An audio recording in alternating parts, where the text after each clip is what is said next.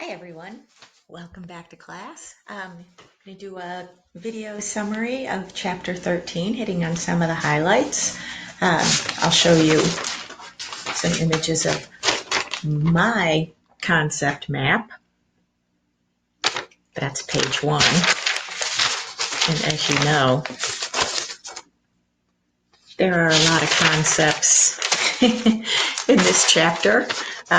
So I'm going to just really show this to you quickly, what I came up with. There's not a right or wrong way to do that.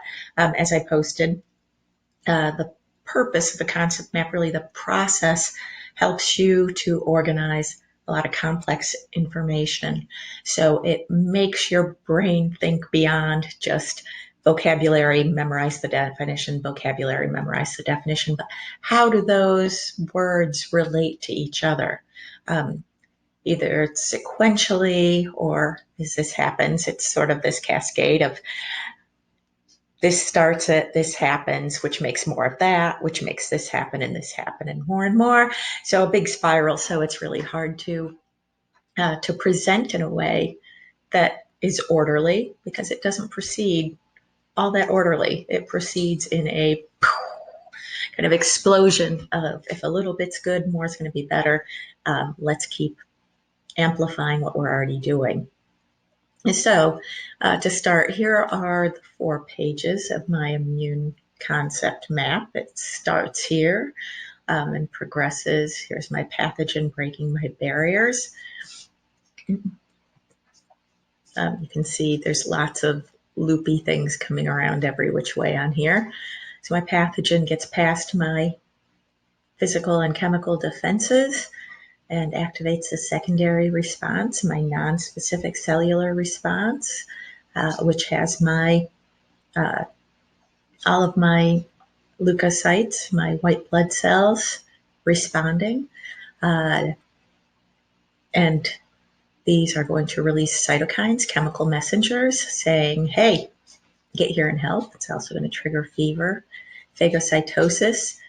My phagocytic cells are going to follow the chemtrail, the chemical trail left by these cytokines. My fever can be induced 2 ways. One, it's part of my immune response with endogenous pyrogens, internal fever-producing chemical compounds, say, hey, come on, hypothalamus, let's reset, cause more fever. Or they can be exogenous from outside, from my pathogen, in an attempt to elicit some damage to reduce that response of what's trying to kill it. So once we get in, my non-specific phagocytic cells are going to attack and engulf any invader. They don't care what it is. And they're going to recognize it by these pathogen-associated molecular patterns on the surface. These are just kind of things in common to lots of different pathogens. So there are a lot of different patterns that they may recognize. They recognize those with their own surface protein receptors. Let's see.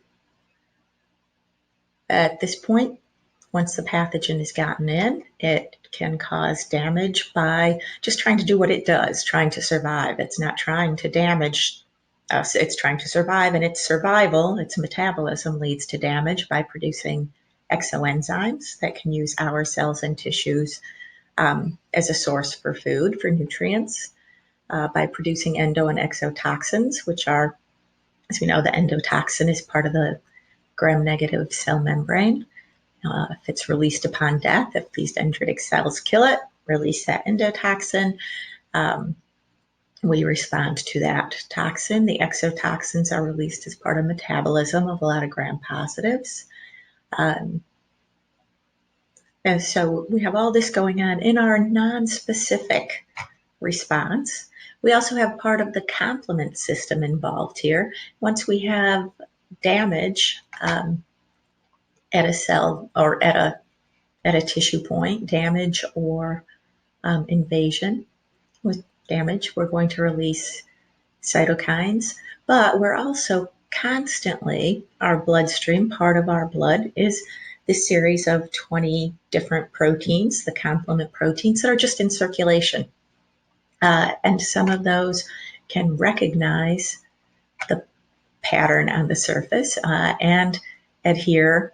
They have the right receptors, the right combination, works like a lock and key. They fit together and they latch onto the pathogen. This is part of opsonization. Opsonization really is just coating a pathogen with some molecule that marks it for destruction. So those complement proteins, once they latch on in the alternative pathway, mark this pathogen for destruction over here. By latching on, it triggers a reaction where we start that complement cascade of triggering additional complement proteins to hydrolyze and perform different jobs till we get to that C3, our nexus protein, which is the same no matter what our pathway is. And that cleaves that. Part of that C3 protein, once it's cleaved in half, part of it becomes a cytokine that induces inflammation. The other portion triggers the membrane attack complex, which is a series of the proteins that come together and form basically a hole punch. Let's see. So, and then those original ones are opsonizing or marking this cell for destruction. So we're going to start to destroy that. This is all of our non-specific response. Some of the other portions of it, we have natural killer cells. These are really a T cell, but they're non-specific, so they're a bridge. They go back and forth between the two responses. They can respond in a specific or non-specific manner. Our mast cells and basophils are really involved in allergic reactions. They're going to release cytokines that are histamines to increase our inflammation. All right, so from here, now we're going to bridge. Once we've got this, we've started to destroy the cells here, and our antigen presenting cells, our phagocytic cells here, particularly the dendritic cells, but we have circulating our monocytes that when they encounter a pathogen are going to differentiate into phagocytic macrophages and dendritic cells that will engulf my pathogen. And we went through those steps of phagocytosis in the previous video. They're going to engulf this and they're going to move through the circulatory system to the lymphatic tissue, the lymph nodes, the spleen, the thymus, and they're going to, while they're moving, they're processing our pathogen. And what that means is they're really destroying it, but looking for very specific surface proteins, surface markers that are found on this specific pathogen. And they're looking for that one piece that identifies it as the pathogen of interest. And they put that out on their surface. So these cells have major histocompatibility complex 2 on their surface. These major histocompatibility complex 2 is found on antigen presenting cells. So macrophages, dendritic cells, and B cells. And what MHC2 does, it's kind of like a little flag out there on the surface that holds up this antigen and says, hey, here, T cell. I'm going to come right in here. I'm going to present this to you on your surface and say, hey, this is what we're looking for. This is our target. And this is going to cause my T cells to make lots of clones of exactly the receptor that fits this antigen. So they're going to differentiate. We call these naive T cells until they know what they're responding to. And now we become effector T cells and we differentiate into helper T cells, cytotoxic T cells, memory T cells that will continue to circulate, and T regulatory or suppressor cells that once we've eliminated the threat, we need to back down the response, and they're going to make sure that happens. So here, where my T cell is going to go to next, what's going to happen? This is really how I initiate the adaptive immune response, antigen presentation.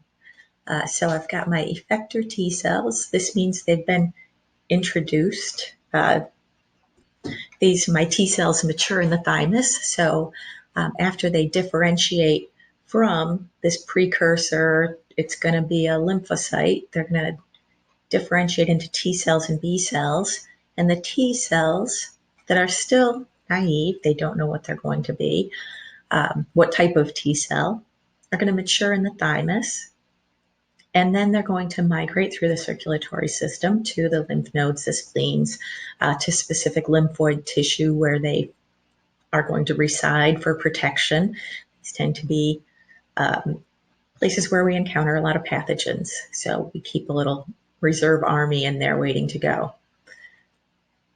While they're in here, this is where here's my APC, my antigen presenting cell. It comes in and has introduced or shown the T cell what it needs to respond to. And my T cells are going to differentiate into my 4 groups: helper, cytotoxic, regulatory, and memory cells. The T cells, I can recognize them because they have my major histocompatibility complex 1 on their surface, because all my nucleated cells, everything but red blood cells, basically have this, because it says, hey, I belong here. This is me. MHC1, I think of that in Roman numeral 1 as an I. I have those on all my cells. That is how my cells that are set to destroy invaders know this cell's okay. This is me. The other thing all these cells have on their surface are CD, clusters of differentiation. And they're called clusters of differentiation because these are groups of surface proteins that are distinct based on what kind of cell we have differentiated into. And so this is how we differentiate all of our different lymphocytes and leukocytes, is because they have specific patterns, specific clusters of differentiation on their surface. So all of my T cells have CD3 on them, but my T helper cells primarily have CD4. So I can associate that 4 with helper cells. My cytotoxic T cells have primarily CD8 on them. So each of the basophils, the mast cells, all of my different leukocytes have different clusters of differentiation. Because when I look at these cells under the microscope, a lot of times, a basophil and a mast cell and a T cell or a B cell look very, very similar. This is a specific way that indicates which one it is, that we can tell which cell it is specifically. So now I've been presented and I have matured into what I'm going to be, what type of T cell specifically. And the way these T cells proliferate, the way I get a whole army, hundreds of thousands, millions of T cells that know exactly this is the antigen that I am going to attack. The way we make this army, we build this army, is through clonal selection. Clonal selection is pretty amazing. What we have is these precursor T cells. They've already differentiated to T cells, but they're going to use this genetic recombination, similar to what bacteria do, only they have their own special kind of recombination. What they have is they have a whole series of DNA, of sections of DNA that code for proteins, and they're going to express different ones. So here are my T cells, my precursor T cells. They're clones, they're all identical, except for what portion of this DNA they express, and that portion tells me what the shape of my surface protein, my receptor protein, is going to be. So I make thousands of different genes, proteins on the surface. And waiting in my lymph nodes, I have all of these cells, pretty much every possible shape I could get here on this protein has been made, and they're just waiting for an antigen to come along, for an APC to come along and say, this is the shape that you get. This is the shape that we want to go after. While I have all of these different cells here that are all identical except for that protein, I'm going to go through and say, oh, this protein is the shape of my surface proteins, my recognition, the way I know self.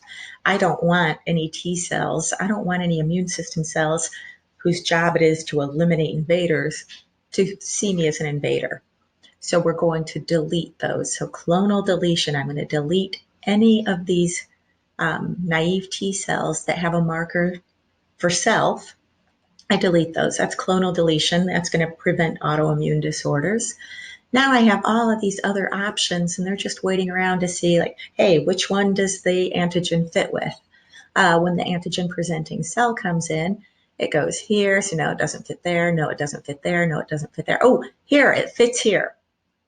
The shape fits to this receptor. So now I'm going to just delete all the rest of these. So really, we make a whole lot of T cells and B cells. Same thing. B cells also go through clonal selection. Make lots and lots that are going to be just eliminated. We kill these off all the time and get rid of them, except for the one with the right shape. And now this is going to be cloned. So clonal selection. This is the clone that I want. I'm going to now go through mitosis to generate lots and lots and lots of these and release them to go out and do their job. B cells also do this. So I have my specific antigen. I've got my receptor that's made for that, and I'm going to clone lots with that exact same receptor. My B cells, same thing happens. Their surface receptor is actually an immunoglobulin, an antibody. So B cells already have this surface receptor, but it's immunoglobulin D is their surface receptor, but it does the same thing. Its variable region on the tip will be lots of different shapes. And once it's presented with an antigen or encounters an antigen in circulation that fits or is activated by a T cell, the one with the right shape receptor is the one that will be cloned, and all the others will be deleted. So now that I have my whole army of T and B cells, here's what they're going to do. My helper T cells, with their major histocompatibility complex 1 on the surface, and their CD3 and CD4, so I know they're helper cells. These guys are really the conductors of this whole process. They orchestrate the response. They are the ones who are going to come over and activate the B cells. So while B cells can be antigen presenting cells, it's rare if they just randomly encounter, hey, it's the right shape while they're in circulation. Memory B cells may encounter the right antigen for their antibody. But really, the more common way that B cells become active is a helper T cell comes over and presents it, tells it, hey, here's the antigen,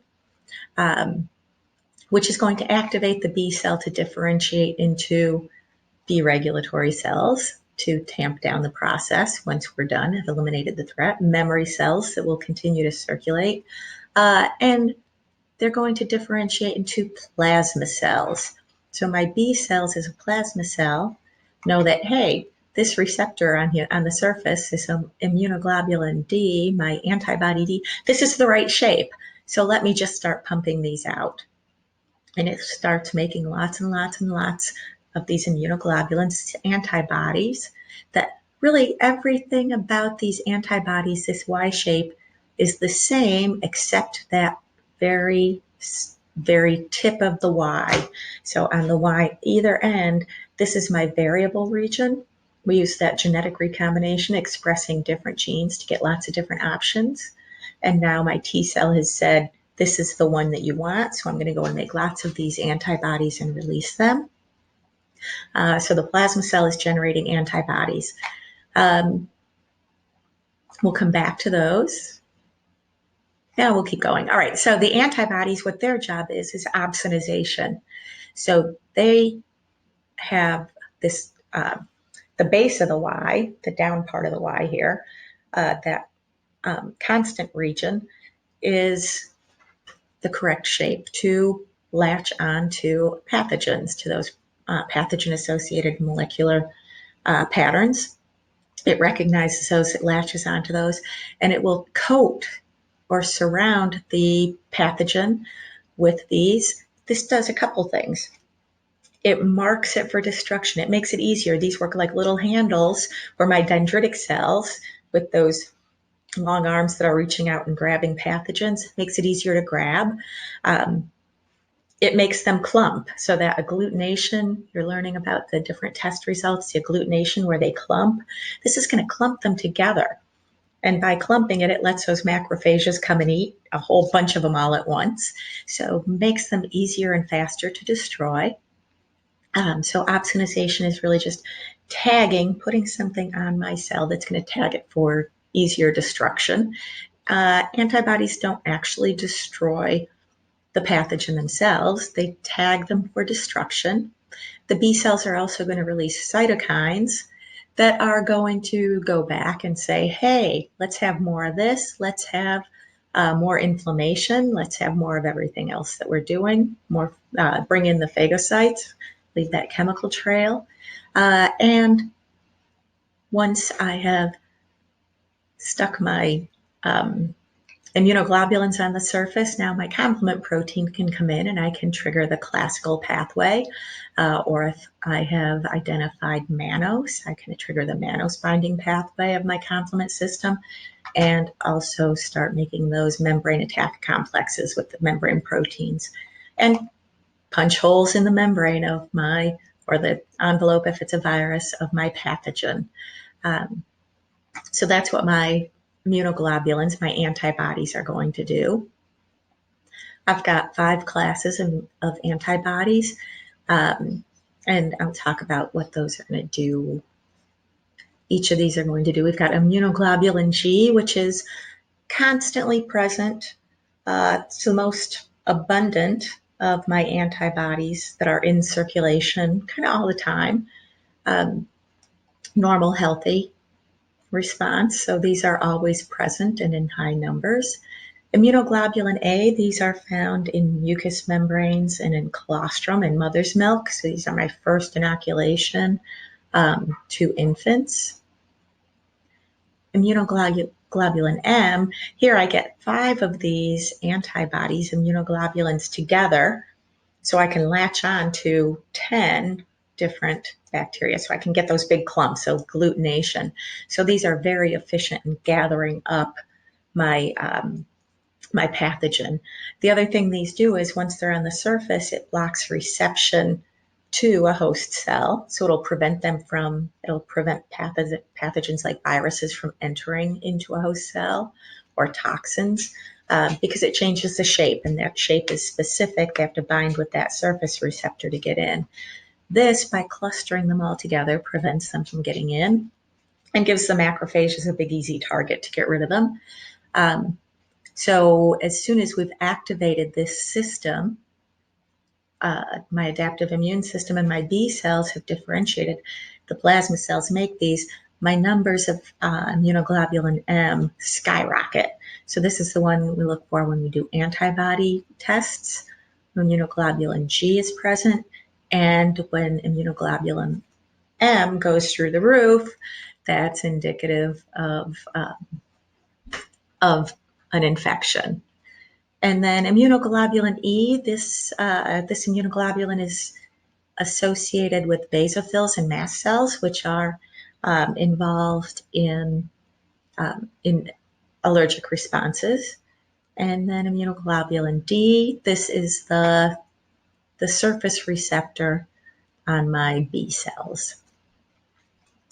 All right, so that's my humoral response, where I'm going to circulate things in the blood, in the humors. My cellular response here on the T part, we saw the T helper cell. This is orchestrating things, keeping everything going, activating the B cell, releasing cytokines to amplify my innate responses, because if a little bit's good, more is better. So it's going to release cytokines. The cells that have differentiated into regulatory cells are going to come into play to tamp down my response at the end. Memory cells will be circulating after the infection is passed, so that the next time I see this same pathogen, I can act almost instantaneously. So I go from maybe a 5 to 10 day preparation period here to get ready and respond to a 1 to 3 day period. So I can respond faster, eliminate the threat, even before I know I'm infected. My cytotoxic T cells, these guys are just what they are. They sound like cyto, cell, toxic. They're toxic to cells. These are my killers. Like all T cells, they have major histocompatibility complex 1 on their surface. CD3, because all T cells have that. These have CD8. This is how I differentiate them from my helper T cells, is I've got this cluster of differentiation number 8 that I find on cytotoxic T cells. What these do is they look for infected cells. So my cells, any of my body cells that have MHC1 on the surface, what they'll do is, here's my host cell, my cell, that has been infected. It's been infected or damaged by a bacteria or has a virus inside. And what it will do is an infected cell will try to protect or defend itself. We build lysosomes. Those are the little garbage disposal containers built by the endoplasmic reticulum that have lysozyme, an enzyme, the digestive enzyme in them, and they will engulf the invader in one of these lysosomes, digest it, find the antigenic portion, and put that on its surface. So it's going to use that major histocompatibility complex as a distress signal. It's going to put an antigen on the surface and say, hey, look, here. Any other time, while my non-specific white blood cells are in circulation, they're going to see this MHC1 and say, oh, you're good. You're self cell. You're all right. Now it's saying like, oh, no, here's what's inside me. I need to go. And the cytotoxic T cell will come in and it will recognize this distress signal and it will release cytokines. It's going to release some chemical compounds, some enzymes, perforins that perforate the membrane, blast holes in it. And they will so punch holes in the membrane so things can get in that shouldn't get in, things can get out that shouldn't get out. They'll also release granules that induce apoptosis, that send a chemical signal telling this cell, hey, apoptosis, make more of those lysosomes, open them up, let that digestive enzyme get to work and destroy yourself. So these trigger, they don't themselves attack the cell, but they trigger apoptosis in that cell. So that's what my T and B cells are doing. And as I said, in each case, these are going to release cytokines that are going to amplify more of that initial process that starts the whole ball rolling again. So this is just every time some of this happens, some more happens. So that is my adaptive immune system concept map. And I think that covers our adaptive immune system. I am going to go through these slides really quickly because I think I covered everything there. So specific immunity, my third line of defense are my B and T cells. And the things that are really unique about this is I have memory.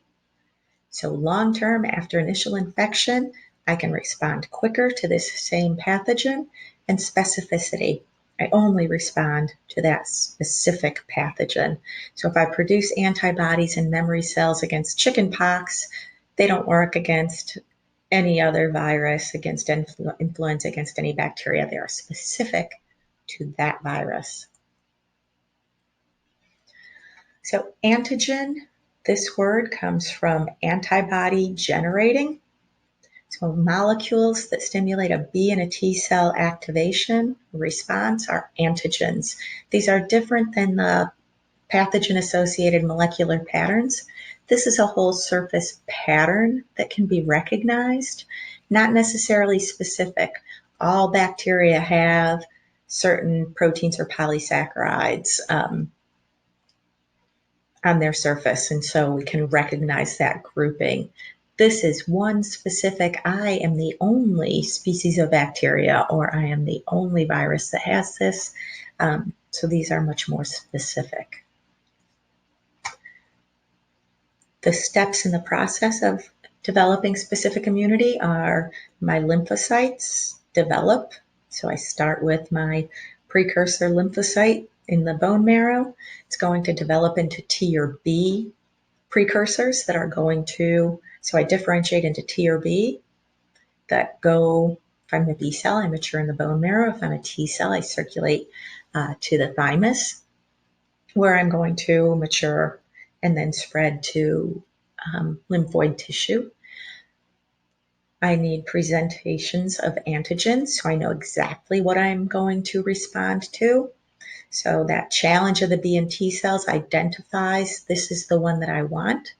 I can go through clonal selection now and have lots of B cells that only respond to this antigen, and lots of T cells that only respond to this antigen. So my T lymphocyte response is called cell-mediated because those T cells are doing all the work. And my B response is called humoral because it's those antibodies that are released to circulate in the blood, or the humors that are doing all the work. Okay, crazy immune system factoid. If I counted all the lymphocytes, T and B cells, in my body at any given time, there are about 2 times 10 to the 12 lymphocytes in my body at any given time. That is 2 with 12 zeros, 2 trillion lymphocytes, T and B cells. That makes my immune system, total mass-wise, the mass of all those cells, is about the same size as my brain or my liver. It's just diffused throughout my entire body. Isn't that amazing? That is how many of these things we have circulating ready to go at any given time. T and B cell development, this is the whole process starting with my antigen independent development, where I start with this precursor. My B cells are going to become B cells and stay in the bone marrow. My precursor cell, my stem cell, is going to go to the thymus and it will be differentiated into T cells. Doesn't know what kind of T cell yet, just knows it's going to be a T cell. Here, don't know what kind of B cell, just know it's going to be a B cell. And now we're going to migrate through the blood, through the circulatory system into lymphatic tissue.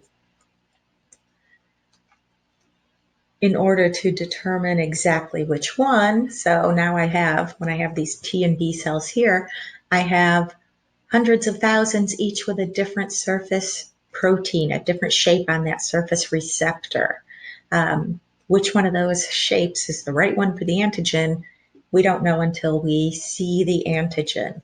So we have my antigen presenting cell with its MHC2 markers on the surface that hold antigen and present it to my T cells. They come in, the T cell says, oh, this is the right marker. All the rest of you, all the other different shaped markers, we're going to delete you. You're done.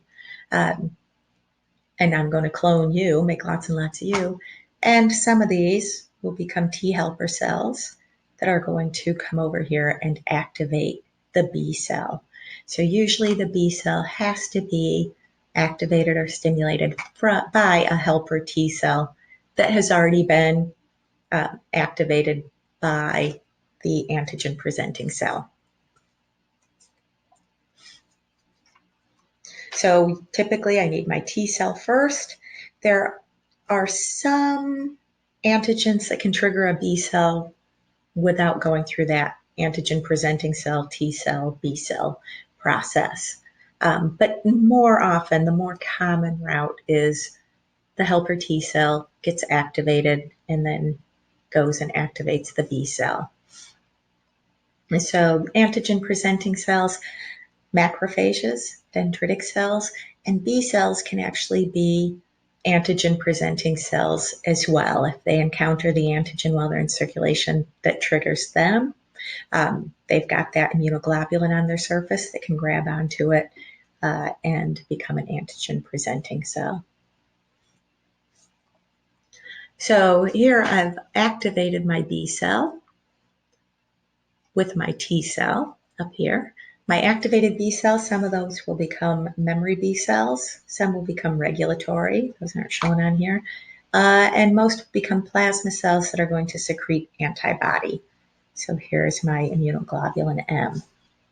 Here's my T cell line. Some will become memory T cells and remain in circulation. Others are going to become specialized as helper T cells, regulatory T cells, and cytotoxic T cells. All right, concept checked. Check B cells. Whoop, gave you the answer. B cells mature in the blank. T cells mature in the blank. Both cell types then migrate to the blank and blank. So B cells, we know they mature in the bone marrow. T cells mature in the thymus. So we've already eliminated these other options. And we know they then have to migrate to the lymph nodes and the spleen. So to the lymphoid tissue. Here's another detail of that antigen processing. So the microbe, the pathogen, gets engulfed by my phagocytic cell. This is a dendritic cell that has MHC2 on its surface. And we're going to phagocytize it, make that phagolysosome, destroy it, but save the antigen, the specific part everything's going to recognize, put that out on the MHC2, say here, this is what we're looking for, and it's going to take that and present it to my helper T cell. And here's my CD4 with my MHC1, and my phagocytic cell presents that and says, here, this is what we're looking for. Now my T cell can differentiate. So macrophages are the first one to get there. They are the big eaters. They are also APCs, but dendritic cells are really the big ones that can go around and present these to T and B cells and activate it. So dendritic cells are really the more active is antigen presenting cell. Macrophages also do that, but these are primarily going to just destroy the cells. Those surface markers, major histocompatibility complex, what they are markers on the cell surface. And MHC1, as I said, I use this this 1 to indicate I. I have those. That indicates that I'm me. They're also known as human leukocyte antigens. They are used for self-recognition or rejection of foreign tissue. So when my leukocytes, my white blood cells are circulating, trying to eliminate invaders, if they see this, they say, you're good. If they don't see that, they say, ooh, we must get rid of you. So all of my cells, including my leukocytes, have MHC1 because they're my cells. And my antigen presenting cells, my phagocytic cells, my antigen presenting cells, the APCs, have this MHC2 on the surface. So these are on the surface of white blood cells to present antigen after I've processed it. This is how I activate the rest of the system. And then those CD, the cluster of differentiations, these are surface proteins that let us identify which leukocyte we're looking at.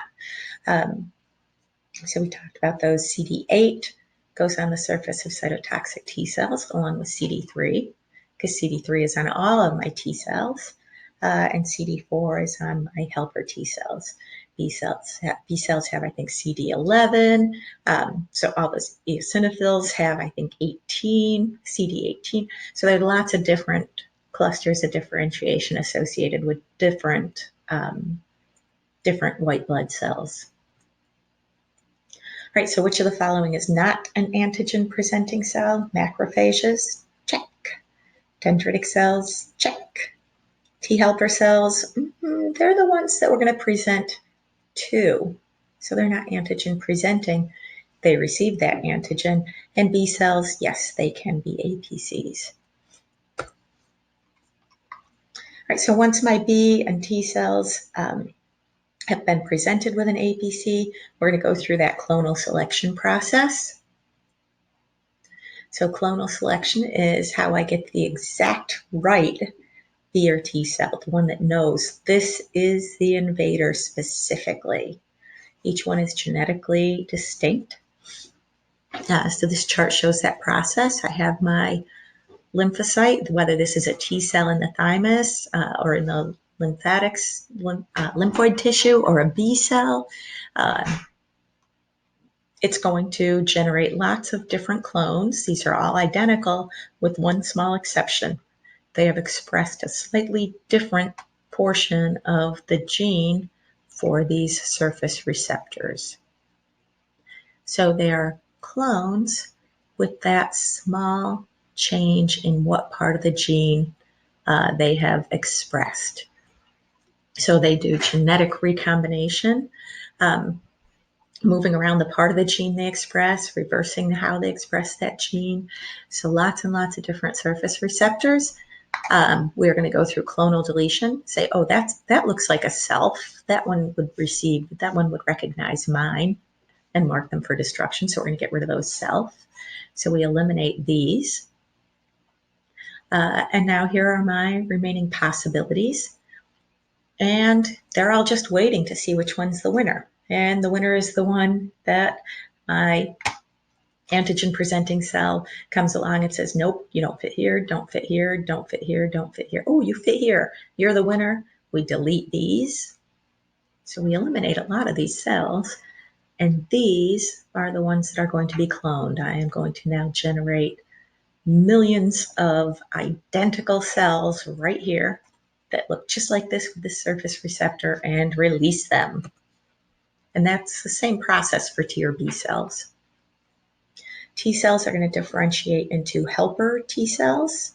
There are some different types of helper. We're just going to cluster these out. These are all helper T cells, regulatory and cytotoxic T cells.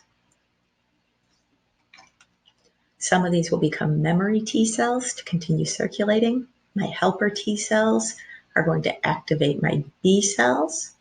They're going to release cytokines that are going to draw in some more macrophages that are going to increase inflammation. And then my regulatory T cells will reduce the response. Some will become cytotoxic T cells that are going to go look for infected host cells and trigger apoptosis to destroy them. I have two other types of T cells that are mentioned in the book, gamma delta T cells.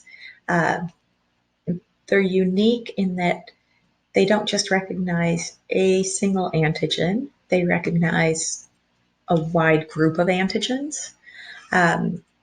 So they're more quick to respond. And these are considered a bridge between the innate and immune response. And these are similar to my natural killer cells. Natural killer cells are T cells, but they don't have any specificity. Any antigen, any PAMP will trigger them to act. So these are another bridge. Difference is these have a range, but they're still limited within that range of antigen to respond to. And these respond to PAMPs. B cells, similar process of cloning. And then once they have, what we're going to do here is presentation of the antigen or activation by the helper T cell says, hey, you're the winner. They are going to divide. They are going to multiply through that clonal selection process, the one with the correct receptor shape, and they're going to differentiate. We're going to have some regulatory B cells. We're going to have memory B cells, but we're going to get lots of plasma cells to produce antibodies that are specific to the pathogen, and we'll go and mark the cells for destruction, or the pathogen, the invader, whatever the antigen is, mark it for destruction. So this is what that surface marker on B cells looks like. And the variable region, so most of this is the same. You can see this is my constant region. The variable region up here is going to have slightly different shape. This is that clonal selection process. The one with the right shape that fits my antigen is the one that will be cloned. And the way this happens, here's the section of DNA that codes for the variable region, and different sections will be expressed. So if this portion is expressed, I get this shape. If this portion is expressed, I get a different shape. If this portion, so I can express different portions of this and get different, slightly different shapes. That's how we get all that variability to begin with. And one of those is going to be the right shape, usually, for the invader. So here's my B cell activation. I have my T cell, my helper T cell comes in, activates, and we differentiate into regulatory, memory, and plasma B cells. So my B cells are going to produce these antibodies. And the way the antibodies work, talked about, we can coat the surface of an invader. Once I've done that, I've blocked it from the receptors. It can't get into a host cell because it's a different shape, but it also marks it and makes it easier for my macrophages or my dendritic cells to grab on. Works like a little handle. So this is opsonization. I coat my pathogen. Opsonization, I can coat my virus. Now I've blocked the receptors. It can't get into the host cell, so it's been neutralized. I can grab onto lots and lots of them and agglutinate them. So now my macrophage can come in and grab onto a whole clump of them. I can get rid of them more quickly. I can opsonize. I can coat the surface and send a signal that is something these immunoglobulins are what my complement recognizes, and I can trigger the classical pathway of the complement system that results in the membrane attack complex and destroy those. Can also latch on to and neutralize toxins with these. So my immunoglobulins, remember them by GAMED, G-A-M-E-D. These are the most abundant that are usually circulating all the time. IgA, these are the ones associated with mucous membranes in the respiratory passages, gastrointestinal tract. I also have these in saliva and tears.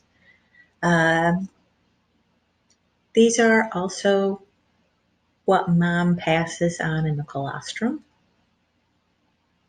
IgM, immunoglobulin M, is the first one. These are the big 5 of them together, and as soon as I've got a new infection identified, I'm going to pump out lots and lots and lots of these, so the numbers increase rapidly.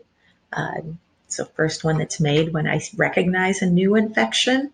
So these are always here, and these increase rapidly with new infection. Immunoglobulin E is associated with allergic reactions. And we see lots of this, of course, in the lungs, skin, and mucous membranes, where I respond to allergic reactions, respiratory, rashes, lots of mucus. And then immunoglobulin D, this is my B cell surface receptor. Still looking for what other things. This is relatively unknown other than it's a surface receptor, but probably has some other roles. So my primary and secondary response. Primary response, when I first am exposed to a brand new antigen, I have lots of innate immune response going on, but it takes a while to go through that process, the antigen, get it to my lymphocytes, activate my T cells and B cells. Now I can start making immunoglobulin. And of course, that immunoglobulin M is the first one I make. It shoots up. Immunoglobulin G is always present at high levels, but it doesn't really amplify until after the fact, a little bit later. But now I've got my memory cells, my memory B cells, and immunoglobulins circulating, ready to respond. The next time I see that same pathogen again, and boom, my plasma cells just go crazy with the IgM, because remember, that can grab onto 10 of these pathogens at a time to get rid of them. So I get a much higher response of immunoglobulin M faster, immunoglobulin G faster. My total number increases, much higher, faster secondary response, because these memory cells are out there ready to go. So here, it took me a while to respond. Here, almost immediately. All right, so each antibody with its description: immunoglobulin G, A, M, D, E, D. What's the most prevalent in the body? It's G. Let's see. A, secreted on the mucous membranes and in the colostrum. M is the first one produced at infection. D is my receptor on my B cells, and E is in response to allergic responses. This will also work along with basophils and mast cells. And then this was one of our discussion questions. So our acquired immunity, active and passive, artificial immunity, be receiving either the antigen to trigger our response or the antibodies to fight the infection. Active, I get the cold, I now have antibodies. Passive, I can pass those antibodies through mother's milk. And then different types of vaccines, no-killed vaccines, live attenuated. These are live, but their potential to cause infection has been manipulated and reduced. Subunit vaccines, these are very common now. I'm only going to remove the antigenic agent and include that. And then most vaccines also have an adjuvant, which is going to enhance the immunogenicity. That means it makes my immune system recognize and respond faster. It prolongs the antigen retention at the site of injection, so my immune system can respond there. And it just really makes the response that much more prevalent, or it enhances the response. Which of the statements below describes active or passive immunity? Infusion of gamma globulin, passive. Recovery from influenza, active, natural. Receipt of a vaccination, active, artificial. And antibodies, passed from mother to infant, passive, natural. We should recognize all those. All right. Hopefully that kind of double dose of chapter 13, my version of the concept map, as well as going through some of those slides, hopefully has kind of helped you to put things in order. You did a fabulous job on your concept maps. I'm very impressed with those. So I think you are good to go for the exam. All right. Thank you.